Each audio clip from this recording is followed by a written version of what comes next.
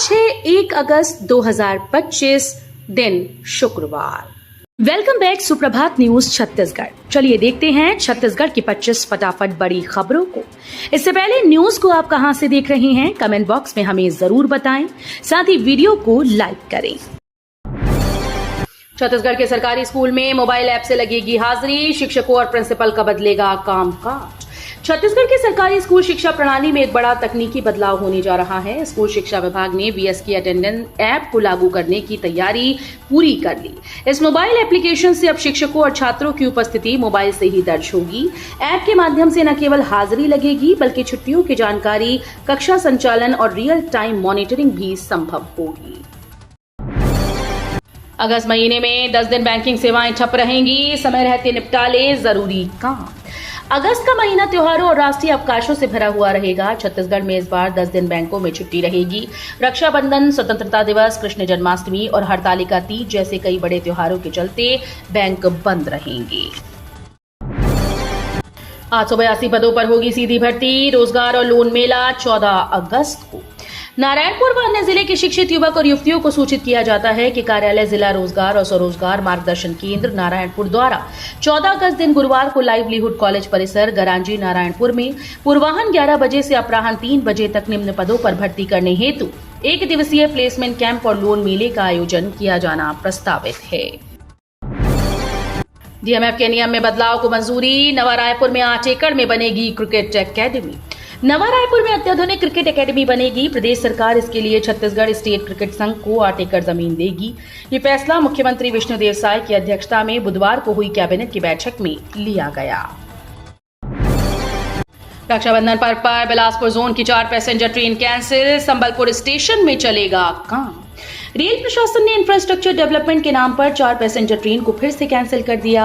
रक्षाबंधन और स्वतंत्रता दिवस पर्व पर ट्रेन को रद्द करने से यात्रियों की परेशानियां बढ़ जाएंगी। इस बार संबलपुर स्टेशन में यार्ड रिमॉडलिंग का काम चलेगा, जिससे 6 से 15 अगस्त तक 4 ट्रेन कैंसिल रहेंगी। रायगढ़ में 11 लाख रुपए के राशन की हेराफेरी, मशीन में अंगूठा लगवाकर चावल। छत्तीसगढ़ के रायगढ़ जिले में एक सरकारी राशन दुकान को चलाने वाली स्व सहायता समूह की अध्यक्ष और सचिव ने हितग्राहियों को 3 महीने का चावल, शक्कर और नमक नहीं बांटे, जबकि उन्होंने हितग्राहियों से अंगूठा लगवाकर ये दिखा दिया कि राशन दे दिया गया है।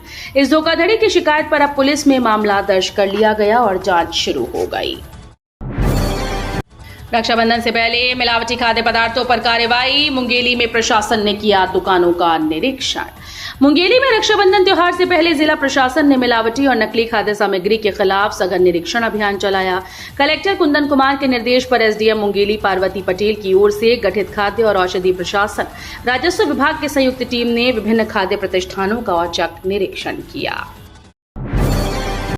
स्मार्ट निगरानी की ओर बड़ा कदम। बिलासपुर में हर कोने पर लगेंगे कैमरे, नागरिक संभालेंगे कंट्रोल। स्मार्ट सिटी परियोजना के अंतर्गत अब पूरे शहर को हाईटेक निगरानी व्यवस्था से जोड़ने की योजना बनाई जा रही है।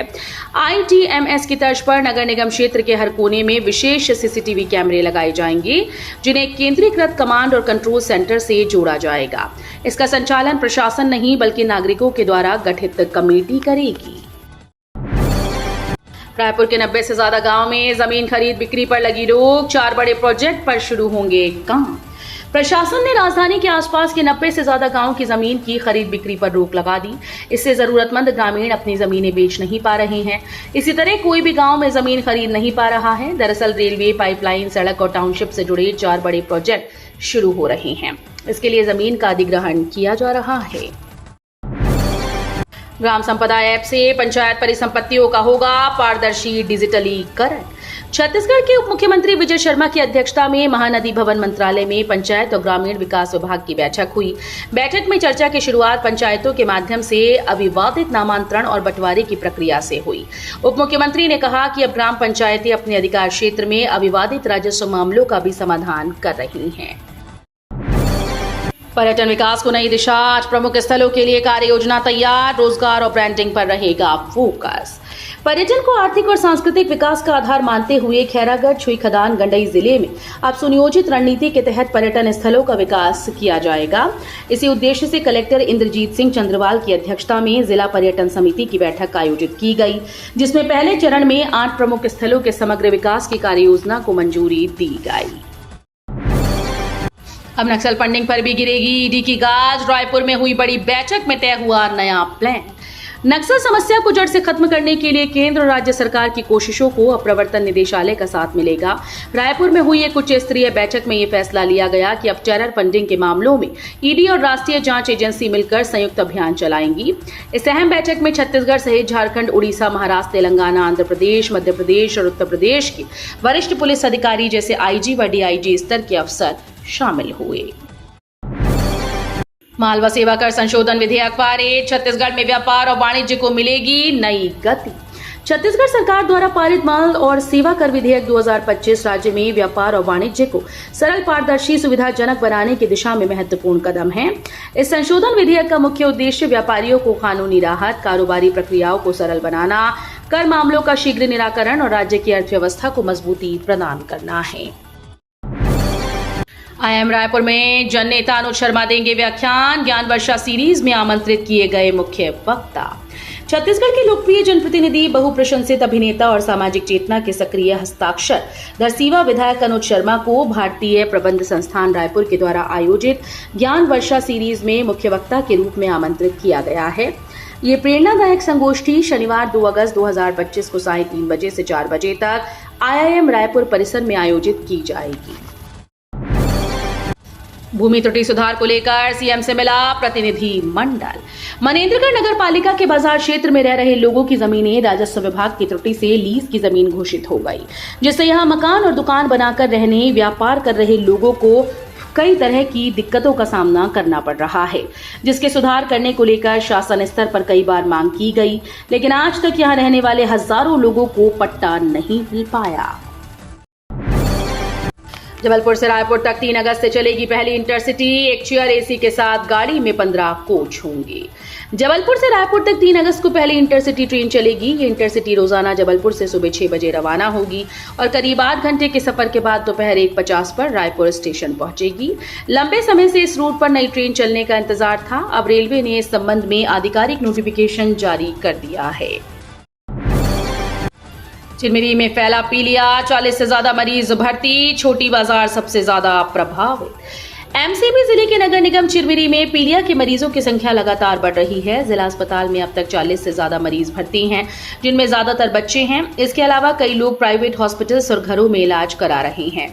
इलाज करवा रहे परिजनों का आरोप है कि बरसात के दिनों में लगातार गंदा पानी सप्लाई किया जा रहा है, जिससे लोग बीमार पड़ रहे हैं। किताबें बनी घोटाले का जरिया। छत्तीसगढ़ में 4 करोड़ से ज्यादा की छपाई में हेराफेरी। छत्तीसगढ़ पाठ्य पुस्तक निगम रायपुर में वर्ष 2009 से 10 के दौरान मुद्रण कार्य में नियमों और निविदा की शर्तों का उल्लंघन कर करोड़ों रुपए का भ्रष्टाचार किए जाने के मामले में ईओडब्ल्यू ने चार्जशीट पेश की। ईओडब्ल्यू ने इस मामले में 31 जुलाई को विशेष न्यायालय रायपुर में लगभग 2000 पृष्ठों का अभियोग पत्र प्रस्तुत किया। केंद्रीय मंत्री नितिन गडकरी से सीएम साय ने की मुलाकात। राज्य में राष्ट्रीय जनमार्गों के निर्माण। छत्तीसगढ़ के मुख्यमंत्री विष्णुदेव साय ने केंद्रीय सड़क परिवहन और राजमार्ग मंत्री नितिन गडकरी से उनके निवास पर सौजन्य मुलाकात की। इस अवसर पर दोनों नेताओं के बीच छत्तीसगढ़ में राष्ट्रीय राजमार्गों के निर्माण, सड़क परियोजनाओं की प्रगति और भविष्य की अधोसंरचना योजनाओं को लेकर विस्तार से चर्चा हुई।